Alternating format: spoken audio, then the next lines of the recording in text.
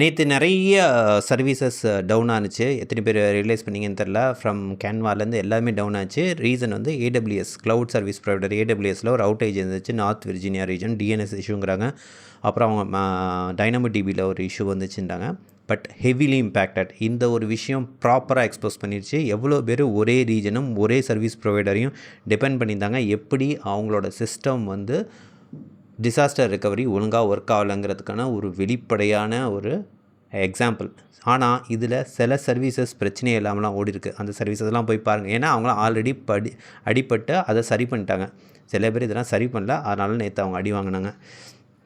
இது எதுக்கு சொல்ல வரேன்னா, இதே மாதிரி தான் நீங்கள் ஏஐ எடுத்து உங்கள் ஆஃபீஸ் இதுக்கு ஆட்டோமேஷனுக்கோ எதுக்கோ இம்ப்ளிமெண்ட் பண்ணுறீங்க, எல்லாம் ஓகே.